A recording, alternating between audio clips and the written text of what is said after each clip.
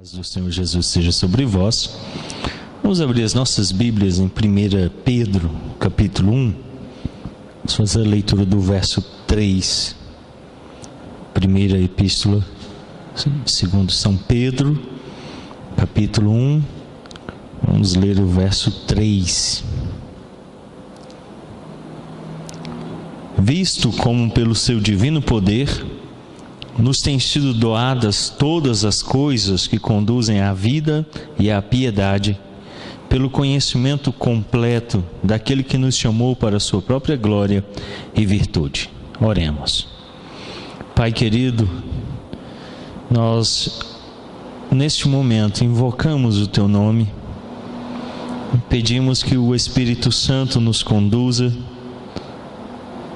para, no estudo da Sagrada Palavra, termos um crescimento em nossa vida cristã, com edificação, e a nossa piedade seja aumentada, não pelos nossos exercícios próprios, mas pelo exercício da graça em nossa vida, pelo experimentar da Santa Palavra. É o que nós rogamos, Pai, e pedimos em nome santo de Cristo Jesus. Amém. O texto aí de 1 Pedro 1,3 já nos traz à mente aquele tema que vamos tratar hoje, qual seja a piedade, a partir de João Calvino, lá no capítulo 2 das Institutas da Religião Cristã. No domingo nós vamos ter a oportunidade de meditar novamente neste texto de Pedro, aí começando no capítulo 1, o verso 3, e deixaremos então ele para posteriormente tratarmos dele. Tem um texto, eu coloquei já lá no blog, do Estudo das Institutas da Religião Cristã, do Dr. Ernest Maia, meu saudoso professor lá na Universidade Presbiteriana Mackenzie, curso de bacharel em Teologia, que chama-se A Piedade Obediente de João Calvino, Teologia e Vida. Aqueles que quiserem ler o texto na íntegra podem acessar no site, ele está lá no formato de PDF.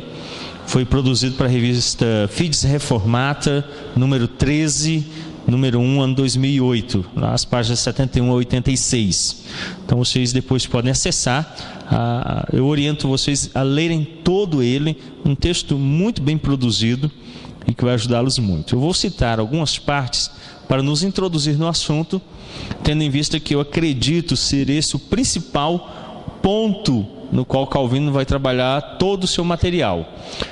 Calvino acreditava que as institutas deveriam ser lidas com os comentários que ele escreveu dos livros da Bíblia. Aquilo que eu já falei anteriormente. Uma proposta bem presente em Calvino é a ideia de que quando você vai aos escritos dele, eles devam remeter você às Escrituras. Ele faz isso com maestria. Eu não conheço nenhum outro que faça. Hoje eu estava lendo um livro e o autor então chega em determinado lugar e fala bem assim, tem que ler um texto lá em Efésios, e ele fala assim, eu sei que a maioria de vocês não vai ler o texto na Bíblia, vai ficar aqui no livro, então eu vou dar um tempo para vocês poderem ir lá. Então ele faz uma brincadeira no texto para nos remeter à leitura bíblica, e Calvino não faz isso. Ele vai falando, ele vai usando linguagem bíblica, ele vai citando os textos, e com isso ele vai nos fomentando dentro de nossa alma o desejo de ir às Escrituras e verificar aquilo que ele está falando, porque ele nos deixa com um gostinho de conhecer mais a verdade cristã. Daí Dr. Emerson diz assim, para Calvino, todo pensar teológico está conectado com a piedade. A definição de piedade no dicionário da língua portuguesa não é muito propício, porque começa dizendo que é a dó, é misericórdia, miséria do homem.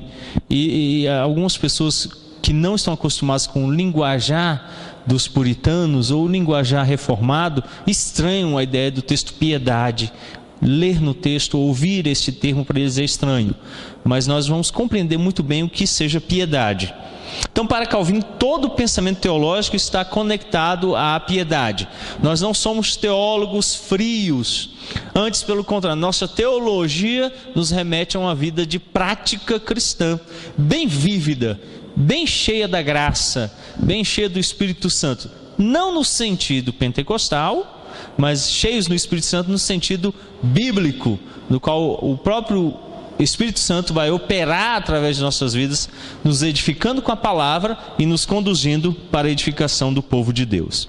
A teologia envolve toda a nossa mente, coração e vontade. Por isso, o fim de um teólogo não pode ser deleitar o ouvido, senão confirmar as consciências, ensinando a verdade e o que é certo e proveitoso. Calvino diz isso nas Institutas, na edição clássica, no livro 1, capítulo 14, o parágrafo 4º. Então, Calvino diz: o fim de um teólogo não pode ser deleitar o ouvido, senão confirmar as consciências, ensinando a verdade e o que é certo e proveitoso. Ele diz, então, todo aquele que estuda a Deus, esse é o objetivo da teologia, não é se deleitar naquilo, mas é antes ensinar o próximo e conduzi-lo naquilo que é certo e naquilo que é proveitoso. Então, no ponto 1, o Dr. Emerson falando sobre piedade e conhecimento, ele diz assim: para Calvino, a piedade não é algo místico e esotérico. Antes, origina-se e fundamenta-se no conhecimento de Deus. Nós vimos no capítulo 1 que Calvino nos convida já ao conhecimento de nós mesmos e o conhecimento de Deus. Daí, então, quando nós começamos a conhecer a Deus, começamos a experimentar a piedade. A piedade, portanto, não é algo místico e esotérico. A piedade é algo que você vai labutar para obtê-la. Daí Calvino então diz: a piedade está sempre fundamentada no conhecimento do verdadeiro Deus. E isso requer ensino. Ele diz isso no livro dele, o profeta Daniel. Comentando o livro do profeta Daniel, ele fala sobre isso. A piedade está fundamentada no conhecimento do verdadeiro Deus, e isso requer ensino. Daí a necessidade de nos atrelarmos às Escrituras. Sem conhecimento das Escrituras, e aqui o ensino, nós devemos considerar a doutrina, a fé cristã, aquela questão de que o que o Espírito vai nos falar, vai falar através das Escrituras. Então, sem o conhecimento da doutrina, sem o conhecimento da fé cristã nas Escrituras, eu nunca vou ter piedade. Ah, mas eu fiquei orando durante toda uma noite, e sabe, no final da noite eu senti aquele negócio, sabe, sono. É isso mesmo, é a única coisa que você vai sentir. Não, mas pastor, eu orei de joelho a noite toda no caroço de milho. Isso aconteceu no final? Meu joelho estava doendo. É o que vai dar o resultado. Essas coisas não conduzem à verdadeira piedade. Sem o conhecimento, não há piedade. É por isso que quando nós nos reunimos em vigília, e a ideia é que ela seja um exercício espiritual para a alma, mas sem palavra ela não será, sem doutrina ela não será. As minhas experiências pessoais são as minhas experiências pessoais. Elas não servem para ensino nem de mim mesmo, muito menos do próximo, porque o nosso coração ele é enganoso e ele é corrupto. Então eu não posso confiar nele. Comentando o texto de 1 Timóteo 6,3, ele diz: a doutrina só será consistente com a piedade que se nos estabelecer no temor e no culto divino, se edificar nossa fé, se nos exercitar na paciência e na humildade em todos os deveres do amor. Ele fala isso no livro dele, As Pastorais. Então Calvino nos convida à ideia de que a piedade unida à doutrina vai produzir uma mudança em nós, gerando paciência, humildade e os deveres do amor. Então Emerson diz: concordando com Calvino, entendemos que a genuína piedade bíblica começa pela compreensão correta do mistério de Cristo, conforme nos diz Paulo, 1 Timóteo 3,16. Abra sua Bíblia lá. Primeira Epístola de São Paulo a Timóteo, capítulo 3, o verso 16.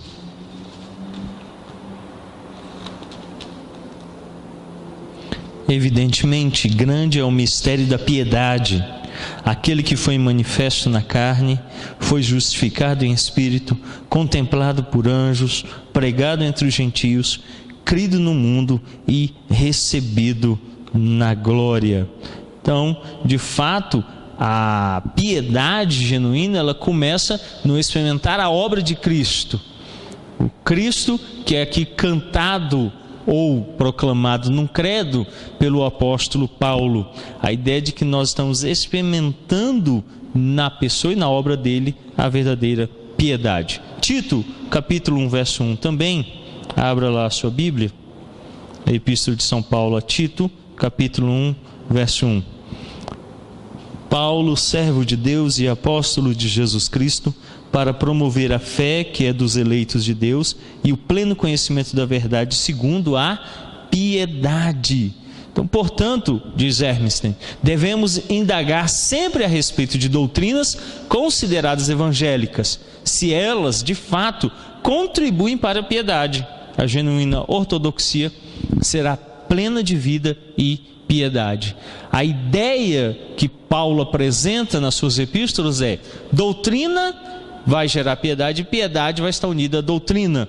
Por isso nós devemos sempre considerar cada doutrina evangélica, a doutrina do evangelho, como um meio para nos produzir piedade.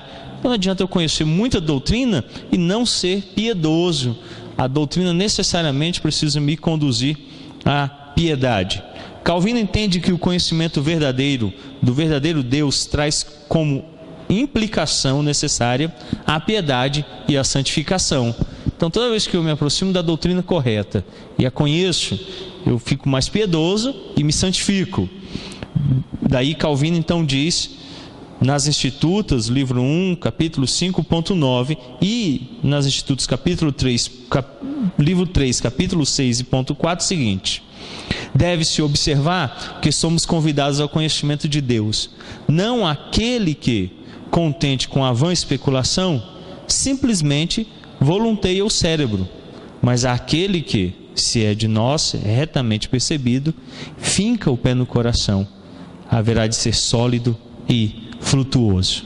Então a ideia é de que quando Deus realmente nos alcança, nós produzimos frutos, nós temos uma vida transformada. Em outro lugar, Calvino acrescenta: jamais o poderá alguém conhecer devidamente que não apreenda ao mesmo tempo a satisfação do Espírito. A fé consiste no conhecimento de Cristo, e Cristo não pode ser conhecido senão em conjunção com a santificação do seu Espírito. Segue-se, consequentemente, que de modo nenhum a fé se deve separar do afeto piedoso. E então ele resume: o conhecimento de Deus é a genuína vida da alma. Quando nós conhecemos a Deus, a nossa alma vai sendo vivificada. Portanto, piedade e doutrina caminham lado a lado. Piedade e conhecimento de Cristo caminham lado a lado, e a aplicação de qualquer doutrina evangélica deve produzir piedade em nossas vidas. Agora eu estou terminando de preparar a apostila, a fim de não muni-los com muitos papéis, dos 3 primeiros capítulos. Assim vocês vão ter uma única apostilazinha para vocês levarem consigo. Eu devo na próxima aula trazer para vocês, e assim não sobrecarregá-los com muitos papéis. Bom, para Calvino, conhecer a Deus não é apenas saber que Ele existe. Olha o capítulo 2 lá das Institutas. Vamos considerá-lo agora. O que é conhecer Deus e a que fim se destina o seu conhecimento? Entendo por conhecimento de Deus não só conceber que algo seja Deus, mas também compreender o que, no conhecimento acerca dele, nos convém saber, o que é útil para a sua glória e, por fim, o que é necessário. Na verdade, não é dito de modo adequado que Deus seja conhecido onde não há religião nem piedade. Daí o conhecimento de Deus, ele aqui é bem claro, diz assim, acerca dele e aquilo que nos convém saber. Em outro lugar, Calvino diz que nós, quando vamos estudar a doutrina da predestinação, não devemos nos aproximar como que mexeriqueiros, mas com muito respeito e reverência. A gente precisa entender que Deus é santo, que Deus é majestoso. Um dia alguém procurou e falou assim: pastor, estou decepcionado. Eu falei: por quê? Porque o senhor disse que lá no céu a gente não vai poder fazer pergunta para Deus. Sim. Eu queria saber de onde inventaram isso. que vai chegar no céu e ficar fazendo. Imaginou, Eric, sei lá, com uma lista. Deus me responde agora, e aí? Adão tinha umbigo? Cai um raio e mata você na hora. Perguntar se Adão tinha umbigo para Deus, rapaz? Cria vergonha, né? Está diante da glória de Deus, vai ficar fazendo perguntas minúsculas. Não é essa a ideia bíblica. A ideia bíblica é que quando nos reunirmos com Ele, nós vamos gozar da presença dEle, porém o faremos em louvor a Ele. Nós vamos estar ali para louvá-lo, para glorificá-lo, para servi-lo, e não para fluir dEle informações do nosso existir agora. Então Calvino diz que só o que nos convém saber, e o que é útil para a sua glória, e por fim, o que é necessário. Só vamos conseguir de Deus o conhecimento dEle, aquilo que, primeiro, nos convém saber, Deuteronômio 29, 29. Depois, o que é útil para a glória de Deus, o fim principal, o supremo do homem, é glorificar a Deus. Então, tudo que eu vou tomar de conhecimento do ser de Deus é para glorificá-lo, e não para me fazer mais sábio. Tá aí, a minha tolice foi essa, quando eu comecei a ler a Bíblia toda. Eu li ela toda, para ambientar, depois o pastor me deu a orientação, eu fui lendo. Aí um dia eu cheguei e falei assim, agora eu vou ler e vou descobrir todos os mistérios. Logo no 5º livro lá já acabou a minha expectativa. Moisés diz que Deus ordenou que o que está revelado nos pertence, mas o que está encoberto é dele. E aí então eu deixei de investigar as coisas como eu pensei que seriam. Então às vezes a gente tem essa ideia de ir a Deus para investigá-lo. E ele diz que a terceira questão é para aquilo que é necessário. Deus vai revelar só aquilo que é necessário. Portanto, a piedade é requerida para conhecê-lo. E ao mesmo tempo, esse conhecimento leva à piedade e à adoração. Então, é um ciclo. Eu preciso ser piedoso para conhecer a Deus. Quando eu começo a conhecê-lo, isso me leva a adorá-lo e a ser piedoso. Quer piedade aumentada? Estude Deus. Busque conhecer a Deus. E mais piedoso você será. Mas só busca a Deus os que são piedosos. É por isso que lá em Pedro ele disse o quê? Tudo aquilo que é necessário para a vida e a piedade. Quem é que deu? Deus. Então Deus é a origem da piedade. Eu não me torno piedoso por um exercício próprio de mim. Mas a piedade me é dada pelo exercício de conhecer a Deus. É Deus que gera a verdadeira piedade. Por isso, nas Institutas, Calvino, falando sobre este tema, continua nos dizendo: ainda que nossa mente não possa apreender a Deus sem lhe atribuir algum culto, não bastará, entretanto, defender apenas que Ele seja o único a ser cultuado e adorado, a menos que também sejamos persuadidos de que Ele seja a fonte de todos os bens, para que não o busquemos senão nele. Calvino então começa a dizer que toda vez que a gente começa a buscar Deus, o que acontece? A gente presta culto. Claro que a nossa condição pecaminosa vai fazer com que isso seja deturpado. Então, se a gente observar o Salmo 19, diz que a natureza faz o quê? Revela a glória de Deus. O que nós fizemos? Paulo responde lá em Romanos, no capítulo 1.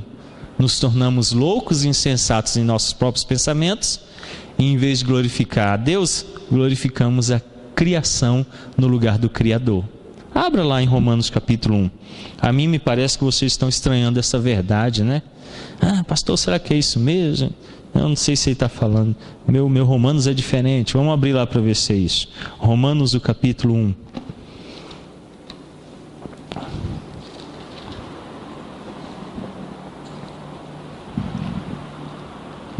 A partir do verso 18. A ira de Deus se revela do céu contra a impiedade e perversão dos homens, que detêm a verdade pela injustiça.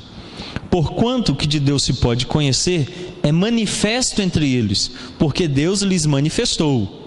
Porque os atributos invisíveis de Deus, assim o seu eterno poder, como também a sua própria divindade, claramente se reconhecem desde o princípio do mundo, sendo percebidos por meio das coisas que foram criadas. Tais homens são, por isso, indesculpáveis, porquanto, tendo conhecimento de Deus, não o glorificaram como Deus, nem lhe deram graças. Antes se tornaram nulos em seus próprios raciocínios, obscurecendo-se-lhes o coração insensato, inculcando-se por sábios, tornaram-se loucos, mudaram a glória do Deus incorruptível em semelhança da imagem de homem corruptível, bem como de aves, quadrúpedes e répteis. Por isso Deus entregou tais homens à imundícia, pelas concupiscências de seu próprio coração, para desonrarem o seu corpo entre si. Então Paulo diz que, apesar de Deus ter se revelado, e ele faz isso constantemente, o Salmo 19 diz que tanto pela criação quanto pela palavra, em vez de glorificarem a Deus, o que eles fizeram? Tornaram-se loucos e insensatos. Daí então Calvino diz que, ainda que a nossa mente não possa apreender a Deus sem lhe atribuir algum culto, é natural do homem isso. Toda vez que a gente começa a buscar Deus, a gente vai inventar um culto. Pode ser um culto deturpado, a imagens, a quadrúpedes, a aves, a répteis, aquilo que ele criou. Em vez de honrar o Criador, nós honramos a criação. Ou pode ser o culto autêntico, mas sempre acontecerá isso. Então Calvino diz: uma vez que não se encontra em nenhuma parte uma gota sequer de sabedoria e luz, ou de justiça, ou de potência, ou de retidão, ou de verdade sincera que não frua dele e da qual ele não seja causa, para que aprendamos a tudo dele esperar e pedir, e com ação de graças atribuir a ele o que se recebe. Então Calvino diz que tudo que existe vai vir dele.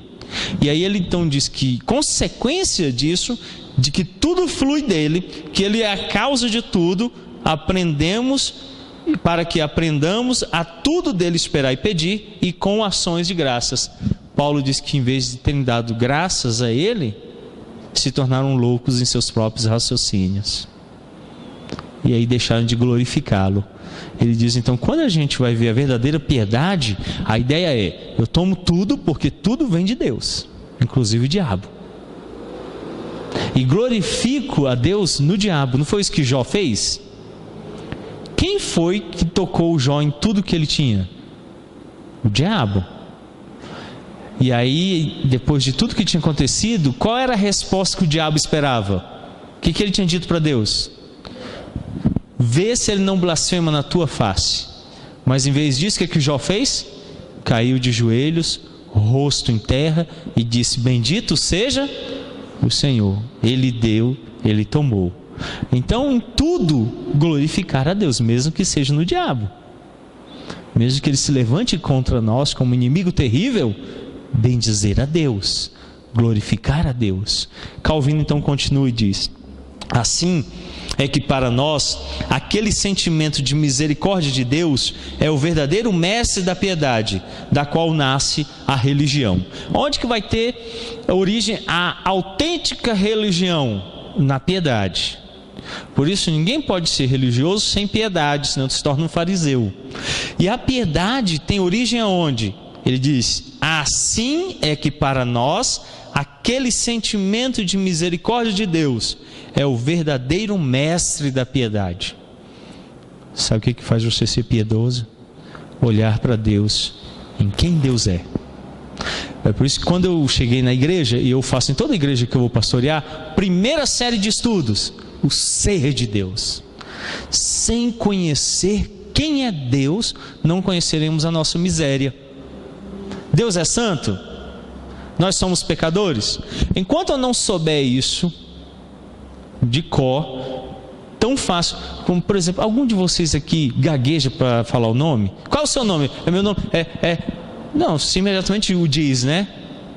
Porque você traz isso encravado em você mesmo, faz parte de quem você é. Então, dizer o seu nome é algo natural, é algo bem fácil. E aí Calvino diz então que é um mestre que vai gerar piedade em nós. Qual é esse mestre? Conhecer a misericórdia de Deus. Eu só entendo que Deus é misericordioso quando eu compreendo a ideia de que Ele é santo e eu sou pecador, que Ele é justo e eu sou injusto, que Ele criou todas as coisas e que eu sou criatura dEle. Essa contraposição faz com que eu seja guiado à piedade, e a piedade vai fazer com que venha a nascer a religião. A autêntica religião nasce de gente piedosa. Calvino então diz: chamo piedade a reverência unida ao amor, a Deus, que agrega o conhecimento de seus benefícios. Na edição clássica das Institutas está registrado assim: ora, este senso dos poderes de Deus nos é mestre idôneo da piedade, da qual nasce a religião.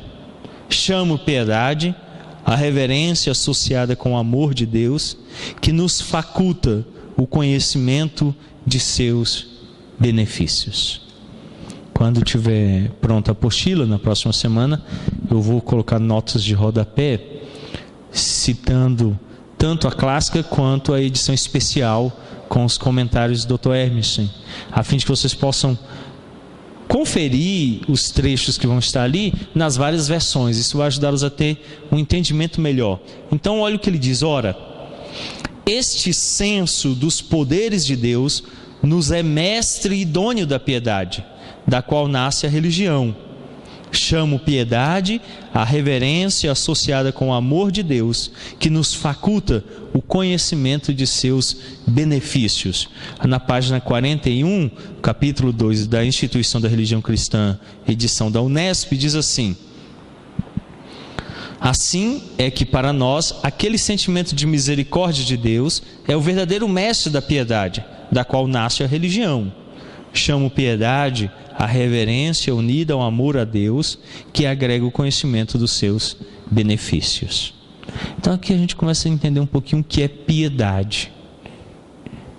Que sentimento é esse que se apodera do cristão a fim de conduzi-lo à verdadeira religião? Com efeito, até que os homens não sintam que devem todas as coisas a Deus, que são favorecidos pelo seu cuidado paterno, que Ele é o autor de todos os bens, de modo que nada deva ser buscado fora dele, jamais se sujeitarão a ele por uma observância voluntária. Pelo contrário, a menos que erijam nele uma sólida felicidade para si, jamais se aproximarão completamente dele de modo verdadeiro e com sinceridade de alma. Então, alguns pontos aqui. Primeiro ponto que Calvino levanta aqui, e a gente deve trazer conosco, é o seguinte: o que vai nos conduzir à verdadeira piedade? Sentimentos em relação a Deus. Primeiro, todas as coisas vêm de Deus. Nós somos favorecidos por Ele. Tudo de bom vem de Deus. Tudo de bom procede dEle. O cuidado paterno dEle é estendido a nós. Ele é o autor de todos os bens, de modo que nada deve ser buscado fora dele. Eu estou escrevendo uma série de lições para a escola dominical sobre mundanismo. Em uma das lições eu estou falando sobre isso. Uma das características principais do mundanismo é a ideia de que eu posso encontrar algum bem, alguma felicidade fora de Deus. Pensem bem nisso. Quando eu acho que eu posso ser feliz estando casado com a mulher mais linda do mundo. Não que eu esteja supondo, é verdade isso, eu estou casado com ela. Mas isso não traz o bem final. Qual é o bem final? Deus. Se eu fizer dela o bem final, eu já sou mundano, porque eu a estou idolatrando. Daí Lutero ter cantado: se tivermos que perder família, bens, prazer. O que acontece? O pastor nem pensa nisso, né? Alguns já... Não, aí tá, é loucura total. Porque a ideia é de que essas coisas estão produzindo felicidade. Eu fiquei vendo tanta gente feliz nessa Páscoa comprando chocolate a peso de... O que é mais caro que ouro? Não tem, né? Então não sei, é um negócio tão estranho porque estava mais caro que o peso de ouro, mas saindo feliz, 250 gramas a R$55. Eu fiquei olhando e falando assim: rapaz, como é que o cara fica feliz com um negócio daquele, né? Eu não consigo entender. Mas ele se acha feliz vivendo aos pés do Deus do consumismo, porque a televisão e a época mandou, eu estou comprando 250 gramas a R$55. Esses são os mais baratos, tá? É da Elan, aquele que tem gosto de sola de sapato. Que os caros estão mais caros, os de marca boa ficam mais caros. Mas está todo mundo vivendo a felicidade dele, né? A felicidade dele é aquilo que é a televisão nova que ele comprou, é o carro. Calvino diz Que a ideia que vai nos conduzir à piedade, o mestre que vai nos conduzir à piedade, é esse sentimento de que eu não posso encontrar nada de bom senão buscando em Deus. Então ele vive para buscar a Deus. Daí o salmista disse: eu alegrei-me quando me disseram, hoje não tem escola dominical, é feriado. Foi? Tem uma igreja aqui em Taguatinga, eu vou falar o nome, que é Comunidade Pentecostal alguma coisa, lá nas QI de Taguatinga, só tem culto de 15 em 15 dias.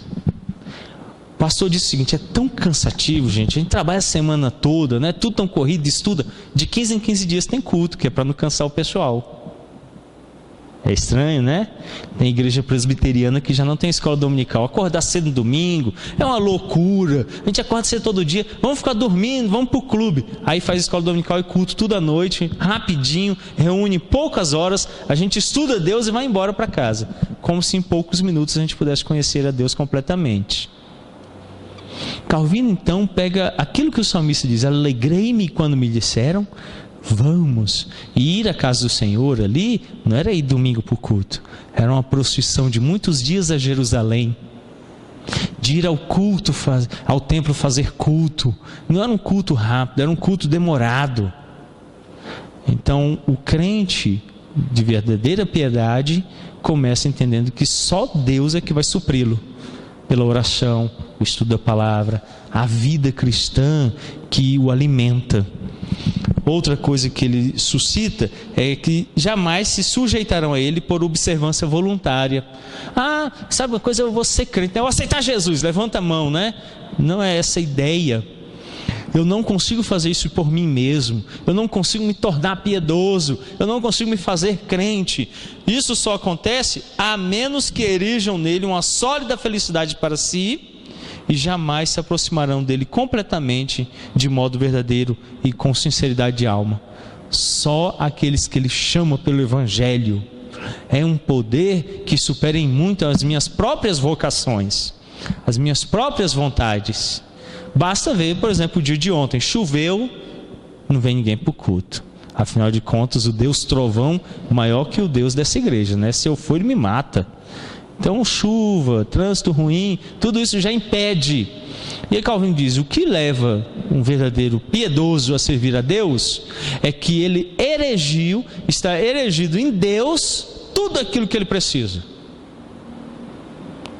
Tudo o que ele precisa. Então ele busca como nós buscamos o ar, como buscamos a água, como buscamos o alimento, com todas as nossas forças e a expressão completa do nosso ser. É algo que não pode nos fugir, senão nos foge a vida. Tenta ficar sem ar para você ver o que acontece.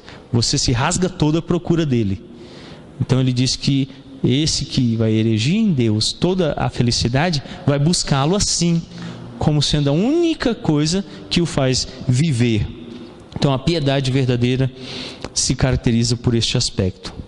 Como ele entende que ele é o autor de todos os bens, se algo a oprime, se lhe falta algo, logo se refugia em sua proteção, esperando que a ampare.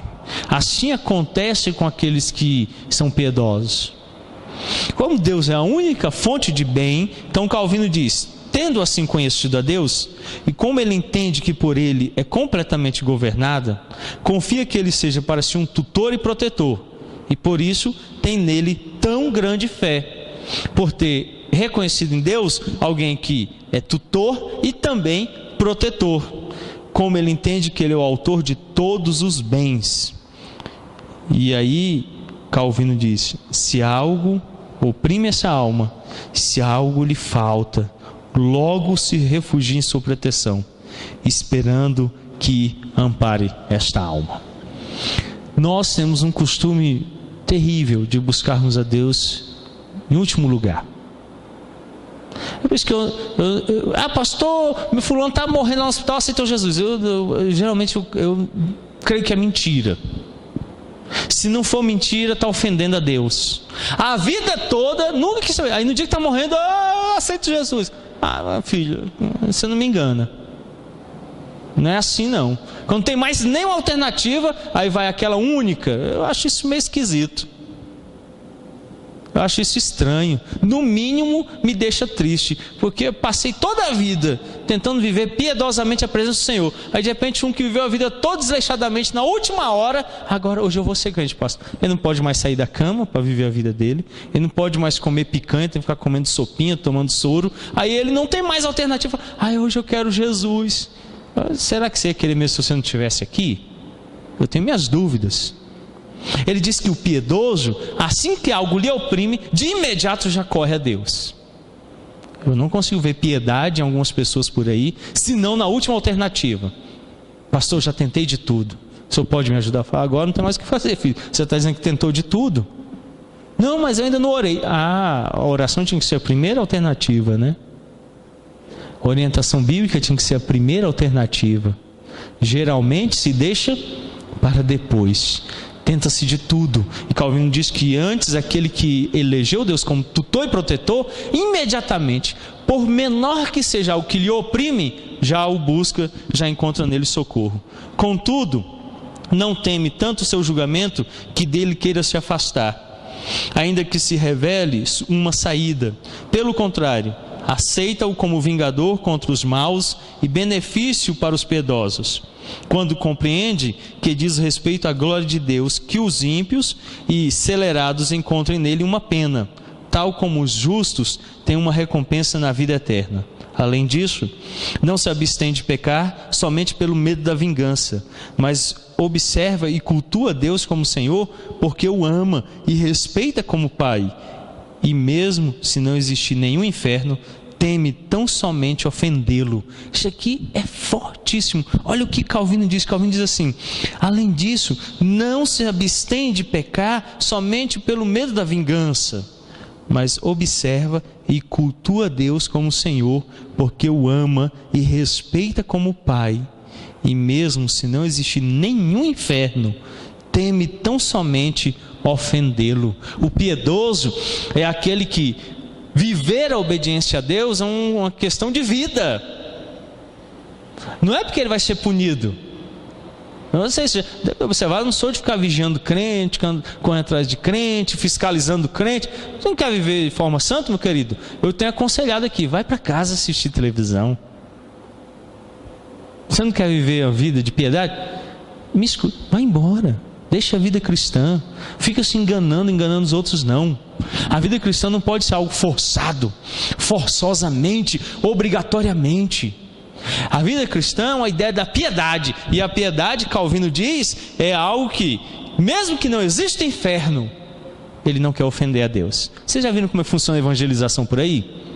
Você vai para o inferno. Aí o cara, para não ir para o inferno, se converte. Ele está se convertendo porque ele ama Deus, teme a Deus e quer glorificar a Deus. Ele está se convertendo para fugir do inferno. É a religião do eu. Eu me converti para não ir para o inferno. Vai para o inferno do mesmo jeito e com penas agravadas, né? Porque ofendeu Deus. A mensagem do Evangelho não é para salvar pessoas do inferno. A mensagem do Evangelho é para que os eleitos ouçam a voz do pastor, atendam a voz do seu pastor e o sigam. E como ovelhas deste rebanho, glorifiquem ao seu Senhor. Daí ele diz que mesmo que ele saiba que não existe o inferno, ele teme ofender a Deus. Não é porque ele vai ser punido.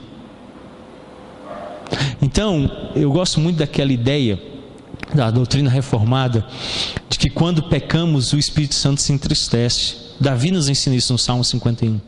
E esse entristecimento do Espírito é aquele sentimento interno, não é remorso. Remorso Judas o teve. É um sentimento interno que faz com que eu reconheça o meu pecado e o abandone. O crente tem isso, porque ele disse assim: eu ofendi a Deus. Foi o que fez José lá no Egito. Ele não adulterou, não é porque a mulher de Potifar era feia. Não era essa a ideia. Não é porque o dono estava chegando, o patrão está chegando aí, ele vai me pegar, né? Não era essa a ideia. O que ele disse? Ai de mim, pecar contra o meu Deus. A ideia da preservação daquele que ele teme, daquele que ele tem como pai e não quer ofendê-lo. E aí ele então não peca, ele não busca desobedecê-lo porque deseja antes servi-lo e agradá-lo. Ele diz então: eis o que é a pura e autêntica religião, a saber, a fé unida ao verdadeiro temor de Deus, de tal modo que o temor tanto contém em si a reverência voluntária, quanto traga consigo o culto legítimo, tal qual é prescrito na lei. Aqui são muitas as verdades. Primeira verdade que Calvino apresenta aqui: a religião pura e autêntica, qual é? É aquela religião movida por piedade, não por lei, não por obrigatoriedade, não porque alguém estatuiu que ele deveria se levantar naquele dia, naquele horário, mas antes pela piedade que o move a cultuar a Deus. Então ele diz, a saber, fé unida ao verdadeiro temor de Deus. O termo temor aqui não é medo somente, é uma ideia de respeito. Então, como eu poderia, por exemplo, deixar de reservar um dia para o Senhor, sendo quem Ele é? Por isso eu falo, a doutrina do sábado não começa no sábado, começa na criação. Quem criou todas as coisas? Deus. Quando eu percebo que criou Deus todas as coisas, e em 6 dias Ele criou tudo, e no 7º dia Ele fez o quê?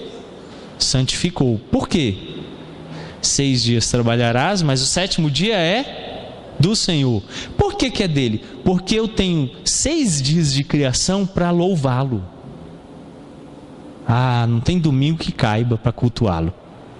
É uma expressão de gratidão, não de obrigatoriedade. Por isso eu venho, não que movido por correntes, mas por graça. Mesmo que se interponham muitos abismos, eu virei, porque o coração está contente, alegre. Porque Deus em 6 dias criou todas as coisas. E aí eu o glorifico, não pela lei, mas porque Ele é. Então Calvino diz, além disso, de tal modo que o temor tanto contém em si reverência voluntária. Essa reverência voluntária é isso: reconhecendo que Ele fez tudo e tudo lhe pertence, eu voluntariamente venho dar graças a Ele. Por isso é culto. Mas além disso tem reverência, porque se Ele é dono de tudo, Ele não pode tirar tudo e me deixar sem nada. A tudo eu sou devedor a Ele. Então reverentemente, cheio de graça, eu me aproximo dele. Então as duas coisas estão unidas. Traga consigo culto legítimo, tal qual é prescrito na lei. Por isso eu sigo toda a lei, não por imposição da lei, mas porque eu estou fazendo culto grato a Deus por quem Ele é. Aí eu cumpro a lei. A lei então não é peso. Jesus disse para os fariseus: vocês estão com um peso tão grande que nem vocês conseguem movê-lo, e ainda querem que os outros movam. Então eu não fico muito pegando no pé do cara para ele vir no culto. Eu mostro para ele por que ele tem que dar culto. E aí ele vem.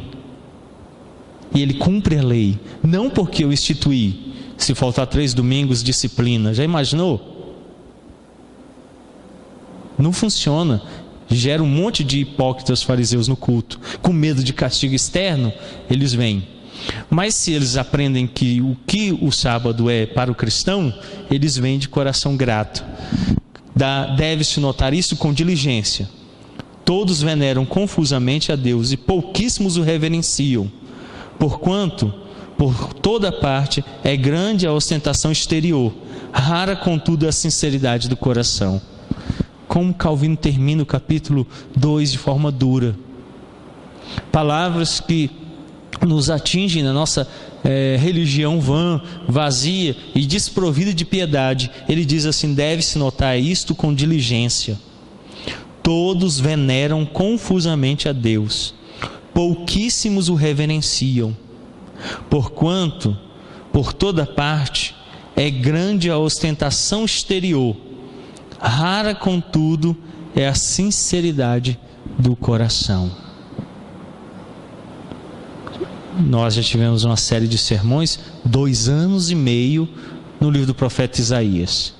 E eu espero que vocês se lembrem do que disse o profeta, não uma, mas mais de uma vez, que Deus não queria o culto de Israel, porque era um culto de forma exterior. Mas o culto verdadeiro que Ele queria era o coração. Esse é o culto que ele espera. Portanto, a piedade é esse reconhecimento interior de quem Deus é e o que Deus faz, e não pode ser alcançada por atos exteriores. Então aqui já vai logo um aviso. Da minha chamada para esse curso eu falei que nós íamos estudar o que eu considero ser o livro da piedade cristã, as institutas da religião cristã. Mas isso não gera gente piedosa. Vocês serão piedosos se conhecerem a Deus. Não conhecendo Calvino, nem lendo as institutas, nem vindo às quartas-feiras, mas serão piedosos se reverentemente se dobrarem diante do grande Senhor do Universo e o adorarem com um coração sincero. Aí a piedade fará parte de vocês e de fato serão piedosos. Citar Calvino não nos faz piedosos. Ler Calvino não gera piedade. Mas se nós olharmos para Calvino, que foi um servo reverente a Deus e às suas verdades, e seguirmos o exemplo dele, como disse o apóstolo Paulo, sede meus imitadores como eu sou de Cristo Jesus, seremos piedosos. Amém? Alguém tem alguma pergunta, alguma colocação sobre o que nós vimos? Só um pouquinho aí, Elias. Vai levar o microfone aí para gravar, você sair lá na internet.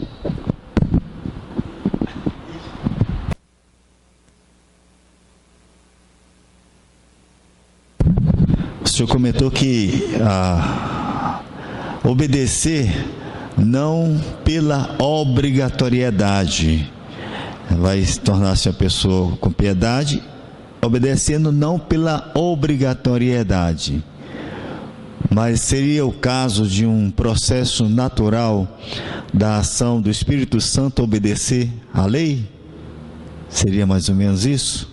A ação do Espírito Santo não me torna, não me deixa entender que eu sou obrigado a obedecer à lei. Seria um processo natural mediante a ação do Espírito Santo.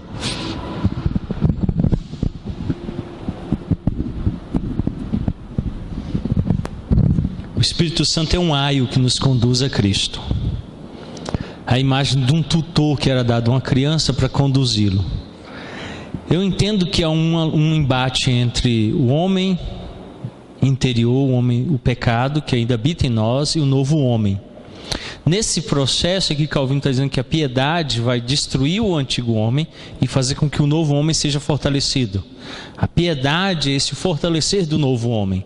E toda vez que o novo homem é fortalecido, eu obedeço à lei não por obrigatoriedade, mas por reverência e amor a Deus, temor a Deus. O antigo homem, um homem pecador, obedece à lei por obrigatoriedade, desde que acha benefícios. Por exemplo, por que eu não minto como pastor? Pega mal o pastor mentir, se eu mentir eu perco o pastorado, perco o salário. Para não ficar sem salário eu não minto. Isso é pecado. O homem interior fortalecido pela piedade me ensina que eu não devo mentir. E mesmo que eu mentindo ou não, eu não devo fazer por causa de Deus. Mas não interessa os benefícios, os resultados. Eu devo amar a Deus e viver a verdade, porque Ele me pede isso como filho dEle. Então, movido pela palavra, conduzido pelo Espírito, eu não minto e digo a verdade. Daí Paulo diz, quem mentia, não minta mais, agora diga a verdade. E o faço porque isso agrada a Deus. Mesmo sabendo que talvez os presbíteros não descubram, que a igreja não descubra, mesmo sabendo que isso não vai gerar benefício nenhum para mim, eu faço por causa de Deus. Já o homem pecador vai sempre viver em torno do que é bom para ele. Eu vou contar uma mentirazinha porque não faz mal essa mentira. No intuito dele, ele está mentindo porque é bom para ele. E a lei está sendo então utilizada ou não por causa dos benefícios. Se ele descobrir que é melhor não mentir porque ele vai ficar bem na igreja, aí ele não mente. Não por causa de obediência à lei, mas porque a lei diz que ele vai ser punido, então para não ser punido ele agrada a todos.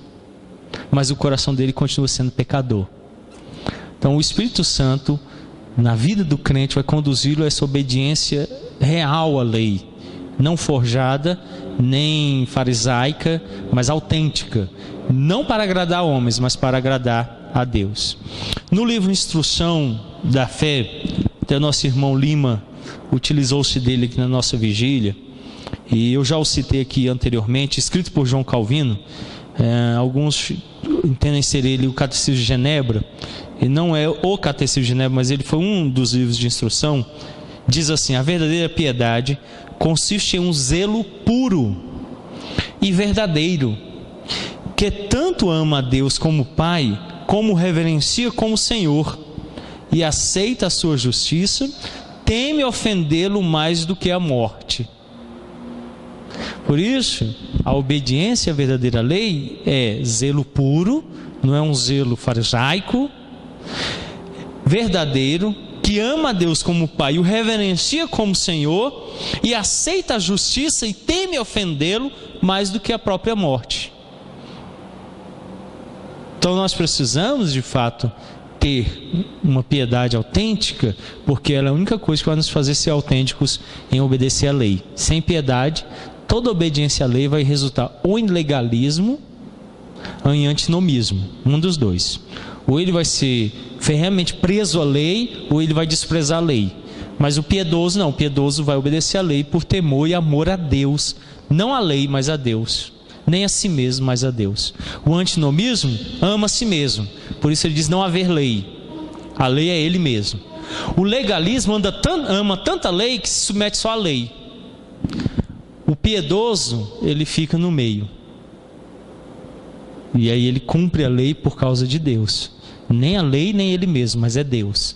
E aí mesmo que, como diz Calvino, zelo puro e verdadeiro a Deus, e morte para si mesmo, mas prefere obedecer. Ele morre, mas obedece. Como é que um antinomismo ia fazer? Ele ia fugir da morte para se guardar. Como é que o legalista ia fazer? Ele ia cumprir a lei mesmo que ofenda a Deus. Daí Jesus ter lutado com os fariseus contra isso. Ele falou: espera aí, é a lei maior que o homem recebe da lei. O sábado foi feito por causa do homem, o homem por causa do sábado. A gente precisa entender isso, ok? Alguma outra pergunta, alguma contribuição? De repente vocês têm algo também a dizer. Vamos encerrar então, vamos orar. Pai, nós reconhecemos que a religião pura e real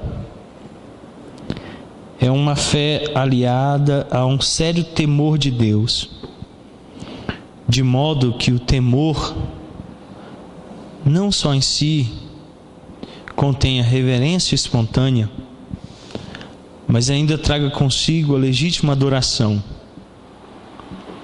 a qual está prescrita na tua lei.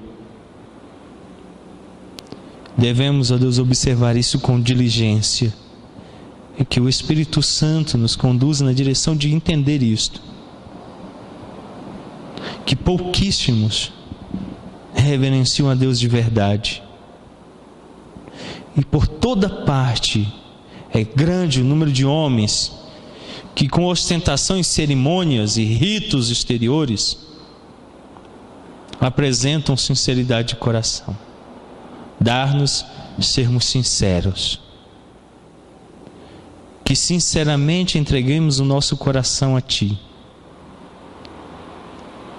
para que a nossa piedade seja fruto do conhecimento de quem o Senhor é, da sua grandeza, da sua majestade, do seu poder, do seu senhorio, da graça que provém do teu trono, da nossa pequenez, insignificância, dos nossos muitos pecados, da nossa injustiça.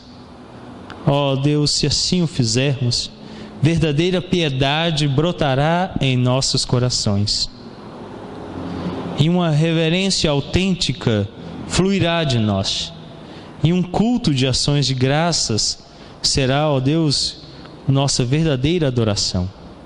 Dar-nos, termos um culto autêntico, é o que rogamos, Pai, e pedimos, em nome santo de Cristo Jesus. Amém. Deus os abençoe.